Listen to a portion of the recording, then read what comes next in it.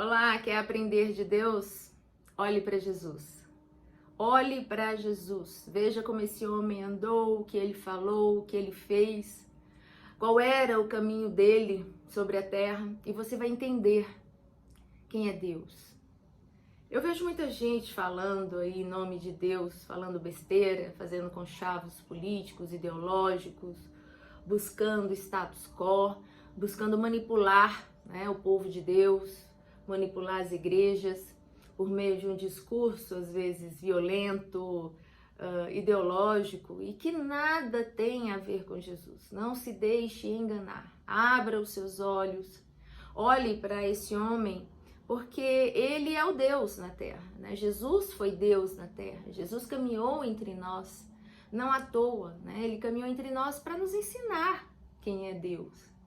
Ele andou, se você olhar para ele, você vai ver que ele andou nas regiões marginalizadas, ele andou na região dos mais simples, ele cultuou o amor, porque é nesse lugar que ele habita, é aí que está tudo que a gente faz que tem a ver com Deus.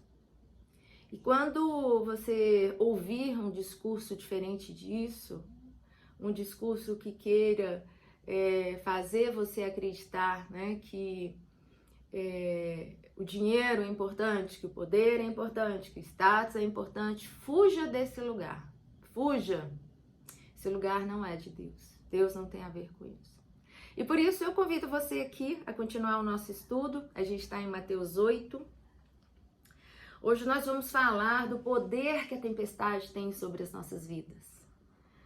Mateus 8, do versículo 23 a 27. E esse tema é bem interessante, né? A Bíblia fala que entrando ele no barco, seus discípulos o seguiram. Então Jesus e os discípulos estão no barco e começa uma tempestade se levanta e eles estão saindo de um lugar cansados, né, de um dia de pregação, de muitos milagres, né, de Jesus tocando as pessoas e as coisas acontecendo. E no meio dessa viagem de barco, uma grande tempestade chega, ventos, né, ruivosos no coração, no ouvido daqueles discípulos.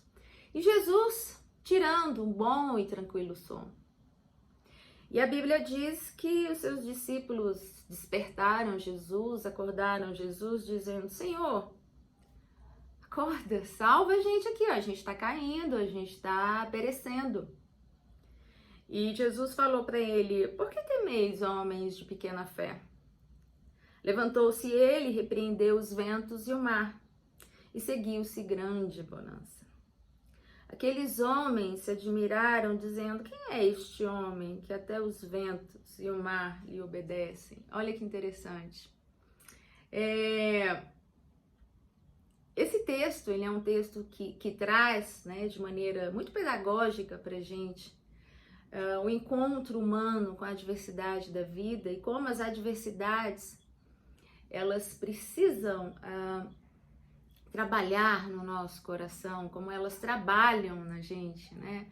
Como elas incitam na gente um novo caminhar.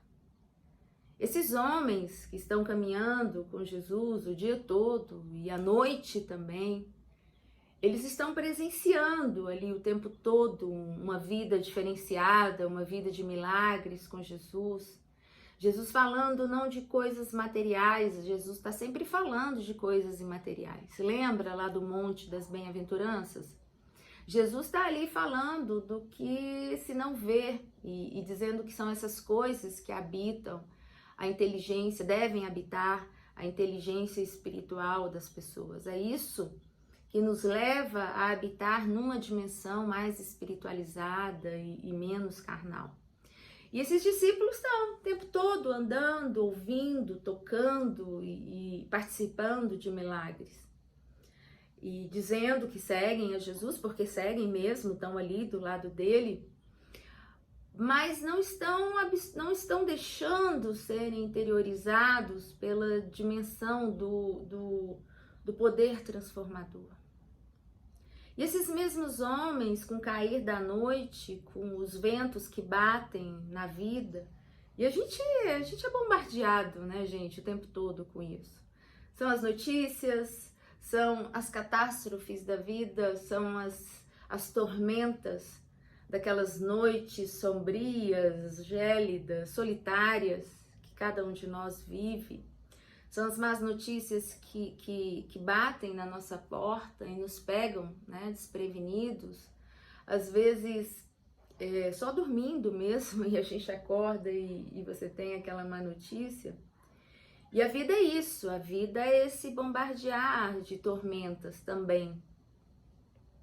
E o que é interessante é que a gente caminha com Jesus, Jesus está no barco, mas a gente não faz essa relação dele com o administrar, né, da nossa vida. Ele está no barco conosco, ele está caminhando, ele está nos suprindo, ele está ali do nosso lado e a gente não consegue enxergar. Porque a gente não consegue ouvir a sua voz, a gente não consegue silenciar o poder da tormenta em nós. O salmista, lá no Salmo 29, ele fala que o Senhor, a voz do Senhor é poderosa. A voz do Senhor preside, né? Ela está sobre os dilúvios. A voz do Senhor, ela silencia as tormentas. E você pergunta como se não silenciou essa tormenta? É porque a tormenta chega, a tempestade, ela chega para mudar o nosso olhar. E é isso que Jesus nos ensina quando ele fala: ei, vocês, homens de pouca fé, vocês não estão vendo que eu estou aqui dentro? E ele brada contra a tormenta, né? Esse texto de Mateus 8, ele também está lá em Marcos 4, ele também está em Lucas 8. E quando você vai estudar o original, ele é bem interessante, né? Porque é como se Jesus bradasse, desse uma ordem a respeito do acontecido. Acontece que a gente nem sempre dá esse espaço, a gente está sempre duvidando desse mover, da presença dele conosco, porque a gente tem uma fé materializada. Mas o salmista, e retornando mais uma vez, que a gente aprende muito, né, com o salmista, quando ele fala que a voz de Deus ela é poderosa porque ela silencia, ela está sobre, né, ela preside, né? O salmista vai dizer que ele ordena o silêncio, ele acalma, ele tem esse poder que só vai compreendê-lo e vivenciá-lo na sua totalidade se nós interiorizarmos essa voz por meio de uma espiritualidade sadia. A gente precisa ter fé, a gente precisa estar caminhando com a fé, a gente precisa ter esse exercício de maturação da fé, né? E a tribulação, quando ela chega, a tempestade, ela tem esse objetivo de nos levar a exercitar essa fé. Quem já a exercita, quem já faz todo dia, independente da tribulação, né? Quem já exercita a sua espiritualidade no caminho das coisas invisíveis, né? Do caminho das coisas que não são quânticas, né? E uma caneta é quântico, é material.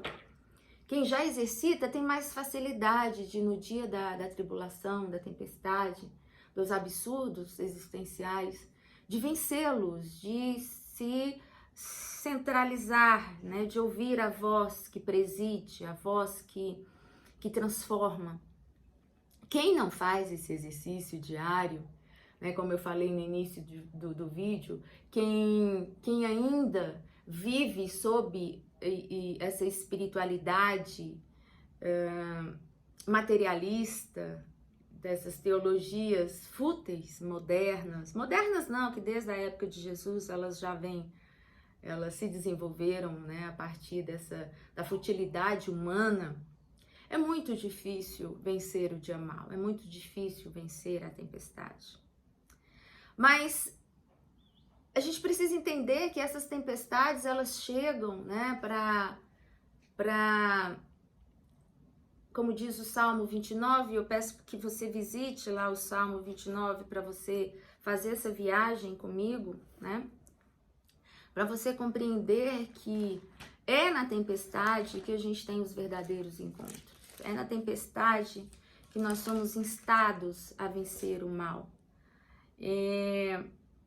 Essa voz de Deus, a Bíblia vai dizer que ela quebra os cedros do Líbano, ela tem um poder terapêutico sobre nós. A tempestade, ela quebra os cedros do Líbano, lá no Salmo 29, porque ela quebra as nossas estacas interiores, aquelas coisas fortes, aqueles pensamentos que não se movimentam dentro de nós. A voz do Senhor, no meio da tempestade, ele faz a gente mudar os nossos conceitos sobre vida e morte, sobre o que é importante e o que não é. E o melhor exercício que a gente faz diante da tempestade é ouvir essa voz. No Salmo 29, ele vai dizer que a voz do Senhor faz parir as corças. A voz do Senhor, ela faz nascer coisa nova dentro de nós. É como uma tempestade que lava, que tira as folhas velhas, que quebra os galhos mortos em nós e faz a gente olhar a vida a partir de um outro lugar existencial, faz a gente mudar os nossos julgamentos. Mas isso só acontece quando a gente entende que Deus está no barco e quando a gente dá esse espaço para Ele. Por meio das coisas invisíveis e confia nessa voz que acalma os ventos, que sopra, né, os infortúnios, que coloca cada coisa no seu devido lugar. Quando você sentir a chegada de uma tempestade, quando você for absorvido pela má notícia, quando o absurdo da vida te encontrar, lembre-se que Ele está no barco e Ele está vivo entre nós. Lembre-se dessa voz dele que fala, psiu, silencia vento, silencia tempestade. E lembre-se também que a tempestade, ela tem o objetivo de trazer vida nova sobre nós, de produzir novos olhares, novas estruturas psíquicas interiores, estruturas psíquicas que vão criar repertório emocional, repertórios afetivos, repertórios cognitivos, né? Racionais mesmo dentro da gente. Esse é o poder que a tormenta tem em nós. Esse é o poder que o absurdo gera em nós. Então não se desespere, não se desespere, ele está no barco. Às vezes você não está enxergando, às vezes você acha até que ele se esqueceu. Tem uma outra, eu acho que é em Marcos ou em Lucas, né? Uma dessas duas que os discípulos falam, Senhor, não te importas conosco? A gente vai perecer e você está aí de boa? Olha só que loucura! A gente acaba pensando nisso mesmo, que não tem saída. Esse é o olhar do discípulo, esse é o olhar de quem está com ele no barco, lembre-se disso. Mas o que Jesus está nos ensinando é que isso também é falta de fé, isso é falta da gente exercitar os ensinamentos dele conosco. Essa é a palavra que nós temos para hoje aqui em Mateus 8. Eu espero que você se permita ser balançado, movido por esse olhar de Jesus. O olhar de Jesus nos salva, o olhar de Jesus abre os nossos olhos, porque o olhar dele muda o nosso interior e silencia, sobretudo, silencia as tempestades e as tormentas. Pense nisso e até a próxima.